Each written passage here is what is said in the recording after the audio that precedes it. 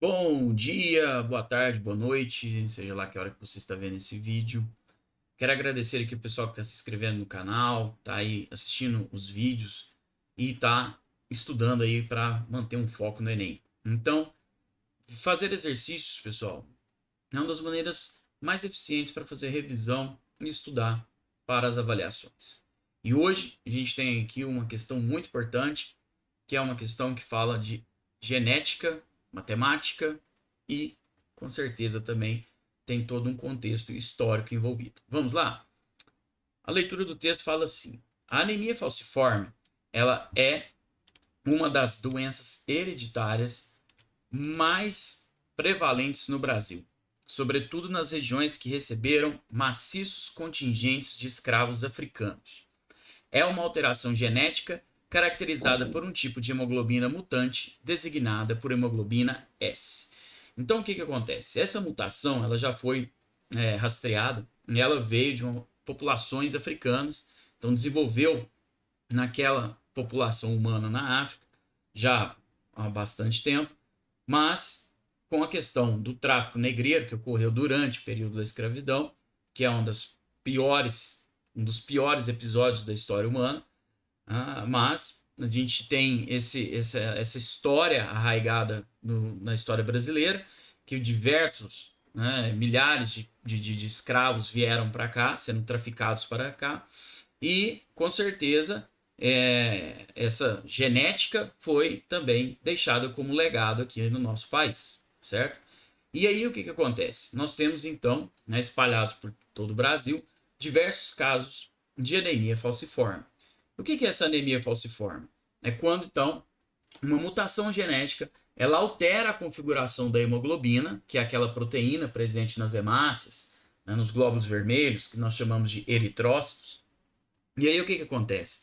Quando essa hemácia tem essa proteína defeituosa, ela deixa de ficar redondinha e ela vai ficar no formato de foice, tá bom? Que é o que está falando aqui, ó. Indivíduos com essa doença apresentam eritrócitos no formato de foice. Daí o seu nome. Se uma pessoa recebe um gene do pai e outro da mãe para produzir hemoglobina S, ela nasce com um par de genes SS. Então, um veio do pai e um veio da mãe. Se ela tiver essa configuração, então ela vai ter anemia falciforme. Se ela receber dos pais, né, o gene para hemoglobina S e do outro o gene para hemoglobina A, então ela não terá a doença, apenas um traço falciforme, que é quando tem essa caracterização AS. E não, neste caso, precisará de tratamento especializado. Entretanto, olha aí, ó, deverá saber que, se vier a ter filhos com uma pessoa que também herdou o traço, eles poderão desenvolver a doença. Então, pessoal, nós temos aqui uma estrutura, né, de questão genética para colocar para você aí todo uma problematização relacionado a cruzamento, teste, a probabilidade, tudo. A gente pode extrair diversos tipos de questão aqui desse texto, tá bom? Aqui eu separei para vocês para a gente fazer uma análise, né, de essas diferenças. Então aqui do lado, esse lado esquerdo, né, do meu lado esquerdo aqui, então a gente vê uma hemácia que ela é falciforme, um eritrócito falciforme. E é determinado pelo padrão genético, então quando tem hemoglobina, né, o gene S e o S. Então um S que veio do pai, um S que veio da mãe. Então é um homozigoto. Que no caso daqui a anemia falciforme é uma doença autossômica recessiva, tá? Então são uma homozigose recessiva. E aqui, do lado direito, uma hemácia normal. Veja que é uma hemácia maior, ela é redondinha, ela é bicôncava, tá? E ela, então, vai conseguir efetuar de forma correta as suas funções.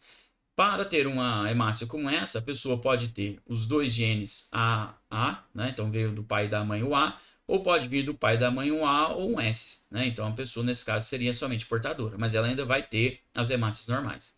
Só que ela tem um risco de ter um filho com a anemia falciforme, caso o parceiro, né, o outro genitor, também tenha um alelo recessivo S para doar para essa criança, tá bom? Então, diante disso, diante dessa leitura, diante dessa explanação, diante dessa revisão sobre a anemia falciforme, vamos então para a problematização e a resolução do exercício. Então, vamos lá, vem comigo. Muito bem, pessoal. Antes aqui da gente fazer a resolução, por favor, se você chegou até aqui, e você está gostando das revisões aí de biologia para o Enem, se inscreva aqui no canal, ative o sininho para você não perder nenhuma resolução. E é isso, né? Se você quer me agradecer aqui por esse tempo, aí se inscreva no canal e eu ficarei feliz por isso, ok? Pessoal, temos aqui então a seguinte questão, olha lá. Uma problematização, criou-se então um elemento aqui, um cenário para você desenvolver. Fala o seguinte: dois casais, ambos, olha lá, ambos membros heterozigotos, então tá falando aqui, ó, ambos membros heterozigotos do tipo AS para o gene da hemoglobina querem ter um filho cada. Dado que um casal é composto por pessoas negras e outro por pessoas brancas. A probabilidade de ambos os casais terem filhos, um para cada casal, com anemia falciforme é igual a. E aqui tem as opções para a gente responder. Então, a gente chega num clássico exercício, né, de primeira lei de Mendel. Então, para você, qual que é a sua maior dificuldade num exercício de genética? É conseguir organizar os dados que o texto traz ou é conseguir desenvolver a parte matemática do exercício? Deixa aqui no comentário o que você tem de mais dificuldade. Você tem mais dificuldade em que parte? Vamos então resolver aqui a atividade? Vamos lá. Né? Eu já deixei aqui pré-formatado para a gente ganhar tempo, né? uma resolução para a gente conseguir chegar no final deste enigma. Então vamos lá. Né? Eu joguei um quadro aqui para a gente conseguir, né, visualizar melhor. Então, inicialmente, está aqui colocado os dois casais. Então temos aqui o casal número 1 e o casal número 2. Né? O pai, né, é sempre representado, o macho ele é sempre representado por um quadrado e a fêmea, no caso aqui a mãe, por uma bola, né, por um círculo, tá bom? E dentro de cada um deles aqui eu coloquei a configuração heterozigótica, que ele falou para mim lá no início, olha só, que os membros são heterozigotos, de ambos os casais. Então o pai e a mãe do casal 1, né, que formam o casal 1, né, que vão ter um filho, eles são heterozigotos. E o casal 2 também. E aqui embaixo tem um losango que representa o filho, né? Que eu não sei o sexo, então não dá para saber se vai ser menino, se vai ser menina, porque o filho não é determinante, né, do sexo. Então a gente deixa aí aberto. Mas não é algo que está sendo questionado, para nós não vai fazer diferença. Ok? Então ele falou exatamente isso aí. Como é que a gente inicia então um processo, né, de análise genética para fazer esse exercício? Bom, a primeira coisa que a gente precisa é fazer um quadro de cruzamento, tá? Como a gente está lidando somente com um gene, né, que determina uma característica, que no caso é ter anemia falciforme ou ser normal, então a gente tem um quadro de cruzamento que parece esse joguinho da velha aí, que é bem simples de fazer. O que acontece agora em sequência? Né? Acontece que nós vamos então passar agora para a segregação desses alelos, né, de cada um dos componentes do casal. Como o casal é igual, o casal número 1 é igual ao casal número 2, em relação a esses genes, então eu vou fazer somente um quadro de cruzamentos que serve para os dois, tá bom? Então, aqui a gente faz a separação dos alelos. Como que a gente faz essa separação? Se você não aprendeu isso no colégio, na escola, se você ainda não teve essa matéria, é bem simples. Então, o que acontece? Eu vou pegar aqui, ó, um alelo, ou seja, né, um dos genes que o pai tem, e vou colocar aqui, né? A ordem aqui para mim não faz diferença, o resultado vai ser o mesmo. E vou pegar o outro gene e vou colocar do lado de lá, certo? Então, esses são os alelos do pai, ok? Então, colocados aí. E os da mãe? Os da mãe eu vou fazer a mesma coisa, né? Então, colocaria aqui, ó, um alelo aqui e o outro alelo para cá, tá bom? De forma tal que eu vou ter aqui, olha só, os dois alelos de um dos pais e os dois alelos de outro dos pais, tá bom? Então, eu montei uma estrutura para fazer um cruzamento aleatório que vai ser feito aqui. Isso aqui, pessoal, é a representação gráfica daquilo que está, né, descrito na primeira lei de Mendel, falando que os alelos do mesmo gene, no caso, né, os alelos, eles se separam na formação dos gametas. Então, se vai ter um cruzamento, vai ter gametas. Se vai ter um filho, o que vai estar acontecendo aqui? Espermatozoides e óvulos sendo formados. Então, vai ter espermatozoides do pai que vai ter o gene A, tem espermatozoides do pai que vai ter o gene S. Ok? Vai ter óvulos dessa mãe que vai ter o gene A e tem óvulos da mãe que vai receber o gene S, o alelo S, beleza? Então a gente faz essa representação agora de forma que eu posso ter cruzamentos aleatórios, porque eu não consigo prever qual gameta vai fazer a fecundação, ok? A partir do momento então que eu já criei essa estrutura desse quadro de cruzamentos, a gente vai simular, então, essas fecundações, a fecundação desses gametas. E a gente vai ter um resultado que é bem semelhante a esse aqui, ó. Deixa eu só liberar aqui a tela para a gente poder... Então, agora a gente vai para esse resultado. Então, quando eu faço cruzamento, olha lá, eu estou efetivamente fazendo fecundações. É o que está representado aqui, é isso. Então, veja aqui, ó, eu tenho o gene do pai com um da mãe. Então, fecundou. Então, lá eu vou ter um azão, no caso aqui, né? Se fecundar o A da mãe, né, com um S do pai, eu vou ter um AS. Se eu fecundar o A do pai com o S da mãe, vou ter outro AS. E se eu fecundar um óvulo da mãe que tem um S com o espermatozoide do pai que tem um S, então eu vou ter um SS. Então eu tenho, né, 4 resultados possíveis, que são os resultados que estão acontecendo aqui. Então, esse cruzamento me deu, olha aí, 4 tipos, né, 4 possibilidades diferentes, né, de encontro de gametas e 4 tipos, né, de resultado. E aí, então a gente vai agora lá voltar para a pergunta. A gente já desenvolveu então esse raciocínio genético, até agora a gente não começou nada matemático aqui. A gente vai agora para a parte matemática do exercício, que é o seguinte, ele perguntou qual que é a probabilidade de ambos os casais terem filhos com anemia falciforme. Então, desses quatro resultados aqui, qual que é aquele que vão nascer crianças, né, que têm anemia falciforme? É esse último resultado nosso aqui, que é o SS, tá bom? Que foi descrito no texto do exercício, que eu mostrei para vocês a imagenzinha aqui dos eritrócitos, e aí também fica, então, fácil de identificar. Se é esse cara, somente esse cara que vai ter anemia falciforme, então, qual que é a probabilidade de nascer uma criança com anemia falciforme? A probabilidade vai ser 1 em 4. Então, aqui agora a gente começa o desenho matemático do exercício, o desenho matemático dessa questão. Então, aqui, infelizmente, é a hora que tem muita dificuldade, os alunos geralmente têm, né, uma barreira para vencer. Mas se esse não for o seu caso, escreve aqui no comentário, fala, oh, Renatinho, a matemática aqui tá de boa, né? Então, vamos lá. Então, o que aconteceu? Olha, a probabilidade de cada filho desse aqui ter, né, o resultado SS, ou seja, ter anemia falciforme, é 1 em 4, porque olha lá, é uma só em 4. Então a probabilidade de cada um nascer com essa anemia falciforme é 1 em 4, que daria aí em torno de quê? 25%. E aí vem um pega, né? Aí vem um buraco que o Enem está querendo te empurrar para você cair nele. Justamente pelo fato de faltar ali um conhecimento matemático. Porque se você perceber, 1 sobre 4, se eu já fosse resolver isso aqui, 1 sobre 4 é igual a 25%. E a gente tem aqui a resposta 25%, né, batendo na sua cara, chamando você para errar. Tá aqui, ó, na letra E, no caso. Ok? Mas essa não é a resposta do exercício. Por que não é? Porque existe aqui uma concepção de probabilidade. Que ele falou assim, a probabilidade de ambos os casais terem filhos com anemia falciforme.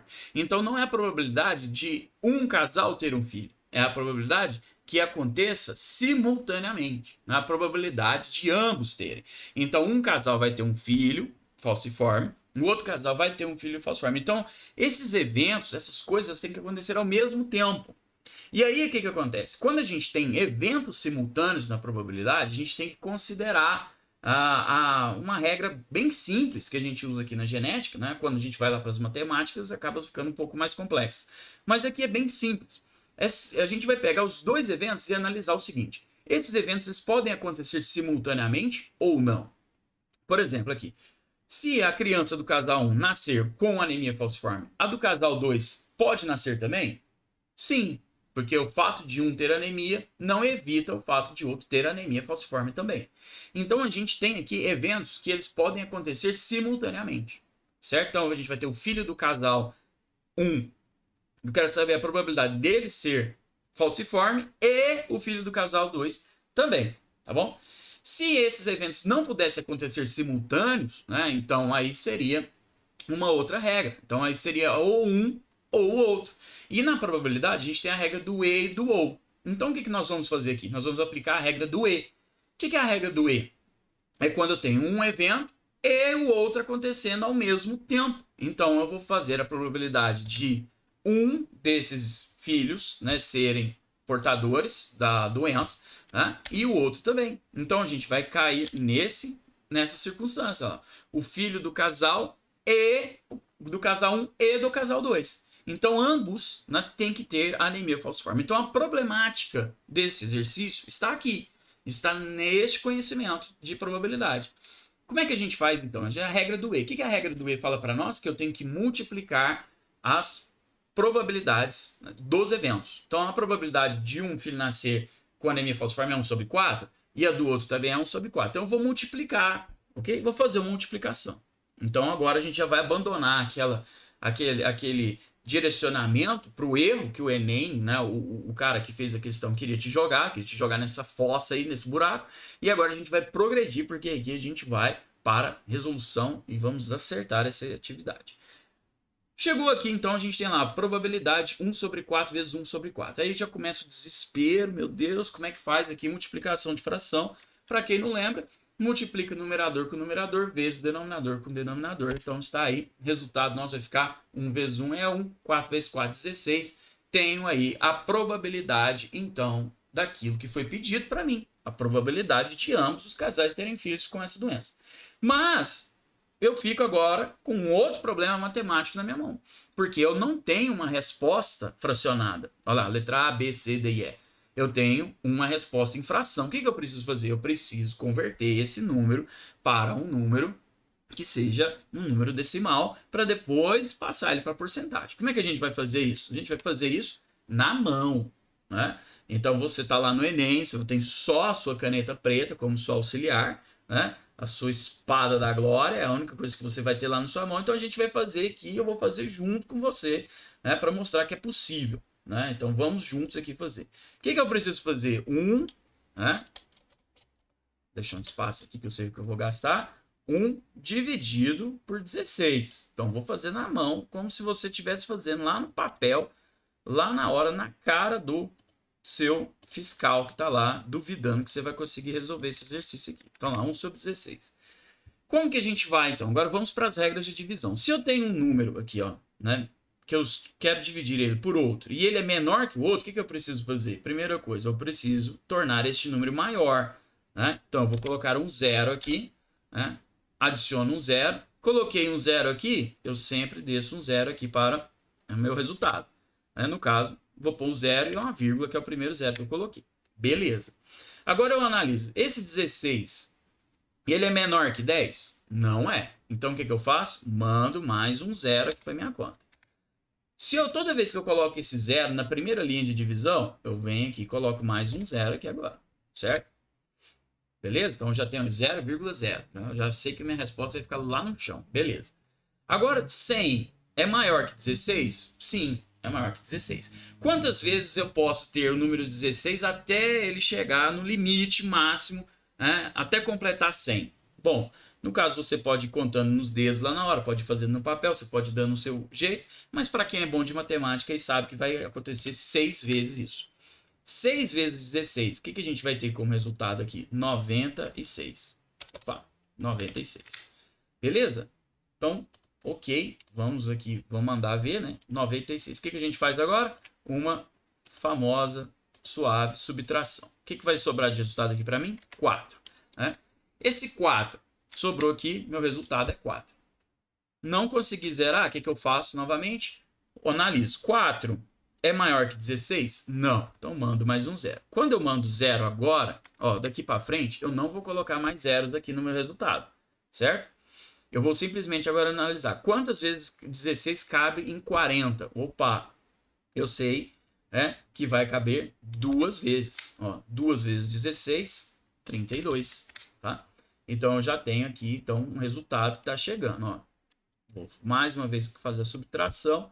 Coisa simples, né, pessoal? Mas muita gente erra lá na hora. 8. Né? Então temos aqui como resultado 40 menos 32, 8. 8 é menor que 16. Então vamos mandar mais um zero aqui. Ó, né? 80. Quantas vezes eu posso multiplicar 16 para chegar a 80? Opa, então agora eu vou chegar no número 5. Né? Então 5 vezes 16, agora eu tenho 80. Então o que acontece agora? Né? Cheguei no final, né? Que aqui eu vou ter nada mais, nada menos do que o zero como esse resultado, beleza? Ou seja, o que a gente tem, então? Esse resultado aqui, ó. Temos o resultado de 1 dividido por 16 é igual a 0,0625. Bom, vamos colocar esse resultado aqui para ficar permanente, para eu poder continuar aqui com a resolução. Então, eu tenho aqui probabilidade, ó, probabilidade é igual a 0,0625, certo? Então, temos esse resultado aqui já prontinho para a gente continuar. Já estamos pertinho agora da resolução. Já transformei para o número decimal, o que eu faço agora? Eu olho para a minha resposta e não tem número decimal lá, Renato. E agora? Meu Deus, continua a saga da matemática. O que eu vou fazer então? Eu vou pegar a minha probabilidade, que eu quero transformar em número de porcentagem. O que eu vou fazer então, pessoal? Vou multiplicar por 100. Então, todo número, né, multiplicado por 100 se transforma em porcentagem. Então, 0,0625, né, vezes 100. O que a gente vai ter de resultado aqui? Como a gente está multiplicando por 100, fica fácil, né? Então, eu vou ter que a minha probabilidade é igual, vou pegar a vírgula e vou andar 2 casas para a direita, que eu estou multiplicando por 100. Então, eu ando com a casa para a direita. Então, eu vou ter 6,25, certo? Então, com a ajuda, né, do Renatinho, de Deus, você chegou ao resultado que, sem sombra de dúvida, é a letra B de biologia. Certinho, pessoal? Questão complexa, né? Porque envolve aí um fator biológico, contexto histórico, arranjo matemático, mas a gente chega no final. Então veja, um exercício que tinha uma arapuca para você cair, mas agora com estudo aí você vai para frente. Beleza? Joia? Galera, foi muito bom estar com vocês, né? Uma resolução um pouquinho maior do que o normal, mas é isso aí, pessoal. Com paciência, com cuidado, eu passo para vocês todos os detalhes. Compartilha para os colegas, me ajudem a divulgar o canal para a gente continuar esse trabalho aqui no YouTube. Um abraço para vocês e até lá, pessoal. Tchau, tchau.